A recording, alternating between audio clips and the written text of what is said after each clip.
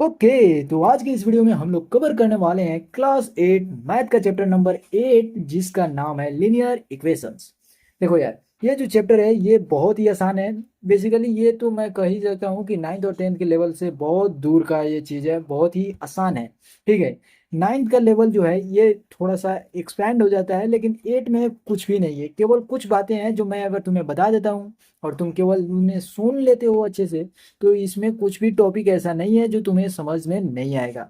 तो आओ जरा उन सारे टॉपिक्स के ऊपर बात करते हैं और तुम्हारे कॉन्सेप्ट को क्लियर करते हैं। तो जब हम लोग लीनियर इक्वेशंस की बात करते हैं तो उस केस में अगर तुम बुक का डेफिनेशन देखने जाओगे कि आखिर ये वर्ड है क्या, तो उस केस में तुम्हें देखने को यह मिलेगा कि an expression is a statement of equality of two algebraic expression. ठीक है, इन्वॉल्विंग वन और more unknown quantities called variables. अभी तुमने ये जो चीज सुना, ये तुम्हें कुछ भी समझ में नहीं आया होगा। मुझे यकीन है कि तुमने ये ध्यान से भी सुना होगा, तो तुम अभी कुछ भी इसमें क्लियर समझ नहीं पाए होगे कि आखिर ये वर्ड जो ये स्टेटमेंट यहाँ से यहाँ तक लिखा हुआ है, इसका आखिर मतलब क्या है। तो कोई बात नहीं है, मैं तुम्हें इसे सिंपलेस्ट फॉर्म में समझाता हूँ। सबसे पहले देखो, ये जो लीनियर इक्वेशन है, ये वर्ड को तुम्हें मैं समझाता हूँ बिल्कुल सिंपलेस्ट वर्ड में।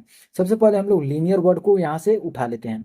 अब देखो, ये जो लीनियर वर्ड है, ये अगर तुम देखोगे तो ये हम लोग जनरल वर्ड में भी बोलते हैं, बातचीत की भाषा में भी बोलते हैं कि ये चीज जो है लीनियर है। ठीक है, तो वो हम लोग किस केस में बोलते हैं? जब किसी वैल्यू जो है हमारा एक के इक्वल हो, उस केस में। ठीक है, अब देखो, ये अभी अभी क्लियर नहीं हो रहा होगा तो देखो, ये वर्ड तुम्हें याद होगा। ये क्या लिख रहा हूं मैं? क्वाड्रेटिक। और क्वाड्रेटिक का जो सिंस होता है वो हमारा टू के साथ होता है, तो इस केस में तुम्हें लीनियर का मतलब समझ में आ गया। और देखो, लीनियर जो वर्ड है वो हम लोग पावर के केस में यूज करते हैं, अगर किसी वैल्यू का पावर 1 हो उस केस में। जैसे मान लो, यहाँ पे मैंने लिखा 5x का पावर 1 प्लस 2। ठीक है, ये यहाँ पे मैंने एक एक्सप्रेशन लिखा है। ठीक है, तो इस केस में हम लोगों ने क्या देखा कि ये जो है हमारा पावर 1 है। तो इस केस में हम लोग इस एक्सप्रेशन का जो मतलब वैल्यूएशन करेंगे, तो उस केस में हम लोग लीनियर नाम देंगे इसको। क्लियर है बात? और जब हम लोग इक्वेशन के केस में आते हैं, तो उस केस में तुम्हें पहले एक्सप्रेशन को जानना होगा। और एक्सप्रेशन को जानने से पहले ये जो वर्ड वेरिएबल है, उसे मैं तुम्हें बता देता हूँ। देखो, यहाँ पे दो वर्ड आता है। एक तो आता है कांस्टेंट, ठीक है, और दूसरा वर्ड आता है हमारा वेरिएबल। तो वेरिएबल और आखिर कांस्टेंट होता क्या है? कांस्टेंट, जैसा कि नाम से ही पता चल रहा है, फिक्स चीज होगा।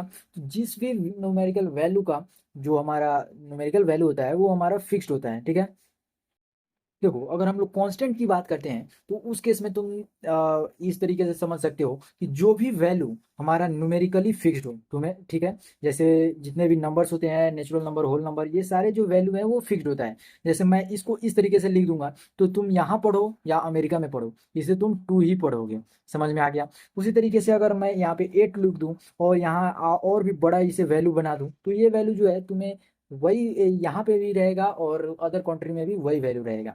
तो इस तरीके से कांस्टेंट तुम जान गए कि जिस भी वैल्यू का न्यूमेरिकली वैल्यू जो है वो फिक्स्ड होता है, वो हमारा कांस्टेंट कहलाता है। जैसे जितने भी नंबर्स हो गए वो सारे के सारे किस कैटेगरी में आ गए? तो कांस्टेंट के कैटेगरी में। और वेरिएबल के कैटेगरी को समझने के लिए सबसे पहले इसे क्लियर करते हैं। अब देखो, वेरिएबल के लिए मैं तुम्हें बता देता हूँ, जितने भी अल्फाबेट तुम लिखते हो, जैसे इसी वेरिएबल में तुमने 1 2 3 4 5 6 7 8 जो कैरेक्टर है ABCD वाले, वो अल्फ़ाबेट के 8 कैरेक्टर तुमने वेरिएबल में लिखा। और ये सारे जो वेरिएबल होते हैं वो सारे के सारे न्यूमेरिकली फिक्स्ड नहीं होते हैं। इसका मतलब है कि अगर जैसे कि इस केस में अगर तुम 5 प्लस 6 इज इक्वल टू 3 लिखते हो, ठीक है, ये वाला जो वैल्यू लिख रहे हो, इस केस में अगर तुम एक्स का वैल्यू भी निकाल लेते हो तो वो जो है फिक्स्ड नहीं होगा। ठीक है, वो हमारा अलग अलग केस में अलग अलग चेंज होता चला जाएगा। जैसे मान लो इस केस में हमारा जो वैल्यू आया वो -3/5 आया। अब यही वैल्यू अगर तुम सोचोगे कि 2x+4 इज इक्वल टू 6 में रहे, यहाँ x का वैल्यू अगर हम लोग -3/5 पुट कर देंगे, तो ये वैल्यू हमारा वेरीफाई कर जाएगा, तो वो गलत हो जाएगा। ठीक है, वेरिएबल जो है हमेशा जो है बदलते रहता है, उसका कोई भी न्यूमेरिकल जो वैल्यू है वो फिक्स नहीं होता है। तो जितने भी वेरिएबल्स की हम लोग बात करेंगे, वो सारे के सारे अल्फाबेटिकल कैरेक्टर के साथ हम लोग रिप्रेजेंट करते हैं। जैसे कि तुम ज़्यादातर केसेस में x y z इन तीनों को देखते होगे, या फिर देखते होगे ABCPQR, इस तरीके के जितने भी कैरेक्टर देखते हो, वो सारे के सारे जो है तुम्हारा वेरिएबल्स को शो करता है। ठीक है, अब यहाँ पे मैंने तुम्हें वेरिएबल और कांस्टेंट बता दिया। आखिर ये बताने का मकसद क्या था? तो देखो, तुम जितने भी वेरिएबल और कांस्टेंट देखे, जैसे कि 5 जो है हमारा कांस्टेंट हो गया और x हमारा वेरिएबल हो गया, ये जब एक साथ आता है तो ये जो वर्ड बना हमारा 5x, इसे हम लोग बोलेंगे टर्म। क्लियर हो गया बात? और ये जो टर्म है, अगर इसी तरीके के 2-4 टर्म आपस में जो है प्लस माइनस मल्टीप्लाई या फिर डिवाइड से अटैच हो जाए, तो वो जो बनाएगा हमारा, वो एक्सप्रेशन बनाता है। और उस केस में जो एक्सप्रेशन हमारा बनाएगा उसको हम लोग नाम देते हैं अलजेब्रिक एक्सप्रेशन। क्लियर हो गया बात? यहाँ पे मैंने क्या बताया कि जब वेरिएबल और कांस्टेंट हमारा एक साथ आता है तो उस केस में हम लोग उसे टर्म नाम देते हैं। और जब दो या दो से ज़्यादा टर्म एक दूसरे के साथ हमारा जब प्लस या माइनस गुना या भागा के साथ अटैच होता है, तो वो जो एक्सप्रेशन बनाएगा उसे हम लोग अलजेब्रिक एक्सप्रेशन कहेंगे। क्लियर हो गया? अब इसे क्लियर करते हैं। अब देखो, यहाँ पे जो हम लोगों ने देखा मैथमेटिकल बुक के टर्म में इसका डेफिनेशन, उसके ऊपर हम लोग आते हैं। एन एक्सप्रेशन, जैसे कि मैंने तुम्हें बताया, ये जैसे हमारा एक एक्सप्रेशन हो गया, ठीक है, is a statement of equality of two algebraic expression. इसका मतलब हुआ कि जो इक्वेशन है हमारा, वो दो अलजेब्रिक एक्सप्रेशन के इक्वल हो या फिर हमारा इन्वॉल्विंग वन और more unknown quantities called variable, जिसमें हमारा जो है एक या एक से ज़्यादा वेरिएबल जो है उसमें इन्वॉल्व हो, यानी उसके अंदर हो। ठीक है, अब देखो, ये जो वर्ड है equality of two algebraic expression, इसका क्या मतलब हुआ उसके ऊपर थोड़ा सा बात करते हैं। देखो, equality of two algebraic expression, उसके केस में मैं तुम्हें सिंपलेस्ट वर्ड में समझाता हूँ। इक्वेशन का जो मतलब होता है वो अलजेब्रिक एक्सप्रेशन के इक्वल में कोई सा भी वैल्यू होता है। समझ में नहीं आया? एक बार और सुनो।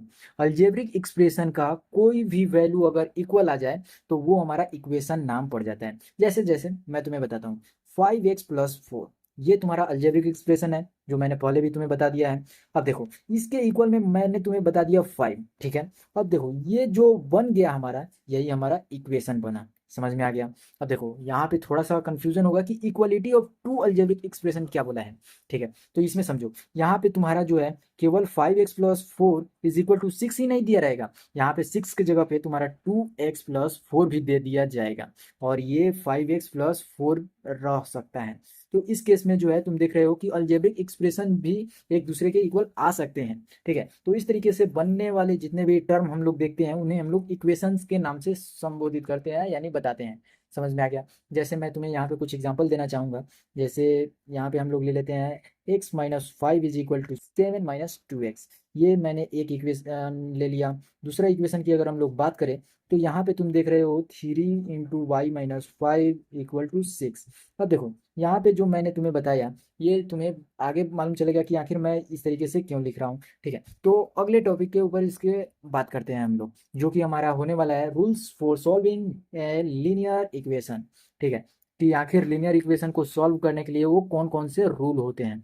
ठीक है, तो आओ जरा लिखते हैं पहले कि वो कौन कौन से रूल हैं, और उसके बाद मैं तुम्हें उसे एक्सप्लेन कर दूंगा। ओके, तो मैंने यहाँ पे सारे के सारे रूल्स लिख दिए हैं कि वो कौन कौन से रूल हैं जिन्हें यूज करना होता है जब लीनियर इक्वेशन को हम लोग सॉल्व करने जाते हैं उस वक्त।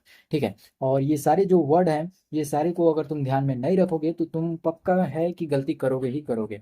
तो वो सारे गलत ना हो, इसके लिए मैं तुम्हें समझाना चाहूँगा। तो देखो, ये सारे जो हैं तुम्हारे बुक के ही हैं, तो तुम उन्हें रिलेट कर सकते हो जब तुम बुक के पेजेस को पलटोगे। फिलहाल मैं तुम्हें बताता हूँ कि ये सारे रूल्स क्या क्या हैं, वन बाई वन। पहला रूल्स को अगर तुम देखो तो इस केस में तुम देख रहे हो कि लिखा हुआ है we can add the same number on the both side of the equation. अब देखो, ये जो चीज़ लिखा हुआ है, ये मैं तुम्हें नेक्स्ट पेज पर समझाना चाहूँगा कि इसका क्या मतलब हुआ। सबसे पहले यहाँ से हम लोग इसका कलर को चेंज कर देते हैं। ठीक है, यहाँ पे देखो, यहाँ पे इसके कलर को हम लोग चेंज करते हैं। अब देखो, यहाँ पे पहला जो तुम देखे थे कि उसमें लिखा हुआ था add the same number on the both side. तो add the same number on the both side के लिए क्या मतलब हुआ? जैसे कि यहाँ पे मैं एक ले लेता हूँ इक्वेशन x+5 = 7 - 2x। अब देखो, ये जो है मैंने एक इक्वेशन ले लिया है। ठीक है। अब इस केस में मैं तुम्हें बता रहा हूँ कि जो फर्स्ट में हम लोग लिए थे सेम नंबर को बोथ साइड में ऐड करने के ऊपर, देखो इस साइड में अगर मैं तुम्हें 4 लिख कर दिखा दूं और इस साइड में भी मैं 4 लिख दूं, तो इससे जो है इस इक्वेशन में कोई भी चेंजिंग तुम्हें देखने को नहीं मिलेगा। ठीक है, अगर तुम देख रहे हो कि इस केस में 4 हो गया, इस केस में 4 हो गया, तो बदल बदल जाएगा तुम्हारा इक्वेशन, तो वो ऐसा कुछ भी नहीं होता है। जैसे कि मैं तुम्हें इसे सॉल्व करके दिखाता हूँ। एक्स प्लस ये इधर 9 हो जाएगा, 5 और 4 को तुम ऐड करोगे तो उस केस में तुम्हारा 9 बन जाएगा, और ये 7 और प्लस 4 को करोगे तो ये तुम्हारा 11 हो जाएगा, और यहाँ पे 2x हो जाएगा। इधर से तुम जब इधर लाते हो, ये तो कॉमन सी बात है, लेकिन ये चीज़ को तुम इस इक्वेशन को सॉल्व करते वक्त भी ध्यान से देखोगे। ये जो है मैंने पहला रूल बताया, लेकिन ये सॉल्व करके दिखा रहा हूँ, तो ये मैं तुम्हें बताऊंगा कि सोल्व कैसे करना है। फिलहाल तुम थोड़ा सा नज़र डाल लो कि आखिर यहाँ पे हो क्या रहा है। ठीक है, एक्स प्लस 2x हो जाएगा इस केस में, तो ये हमारा आ गया 11 माइनस 9 हो जाएगा। क्लियर है? यहाँ का ट्रांसपोजिंग करते वक्त जो है हम लोग इसका साइन को चेंज कर देते हैं। ठीक है, ये जो है टर्म आएगा तुमको देखने को मिलेगा कि आखिर इसके साथ क्या हो रहा था। ठीक है, पर यहाँ पे 3x हो जाएगा, अब यहाँ पे जो है तुम्हारा वो क्या हो जाएगा, 2 हो जाएगा। यहाँ पे x का जो वैल्यू है वो 2/3 तुम्हें देखने को मिल रहा है। अब देखो ये तो तुम्हें मैंने बताया जब 4 दोनों साइड ऐड किए हैं उस वक्त के केस में। अगर 4 ऐड नहीं होता तो क्या सर, क्या तब भी वही आता? तो हाँ, बिल्कुल वही आता। जैसे मैं यहाँ पे तुम्हें एक लेकर दिखा देता हूँ। जैसे हम लोगों ने ले रखा था x plus 5 is equal to 7 minus 2x। अब देखो यहाँ पे जब हम लोग ट्रांसपोज कराए इसको तो x प्लस 2x हो गया, और यहाँ पे 7 माइनस 5 हो गया, तो ये हमारा 3x हो जा रहा था और ये तुम्हारा 2 हो जा रहा था, और x इज इक्वल टू 2/3 हमारा इस केस में भी आंसर आ रहा है। ठीक है, तो जब हम लोगों ने 4 ऐड किया था तो उस केस में भी हमारा 2/3 आ रहा था, और इस केस में भी हमारा 2/3 आ रहा है। तो इससे जो है हमारा इक्वेशन कोई भी चेंजिंग नहीं दिखाता है। यानी हमारा चेंजिंग जो है वो कब दिखाएगा, जब एक ही साइड में ऐड करें और दूसरे साइड में नहीं ऐड करेंगे उस वक्त। ठीक है, तो add the same number on the both side, ये जो है हम लोग कर सकते हैं। ये हमारा रूल है लीनियर इक्वेशन का कि अगर ज़रूरत पड़े तो हम लोग उसे कर कर कैलकुलेशन को स्मॉल कर सकते हैं, यानी आसान कर सकते हैं।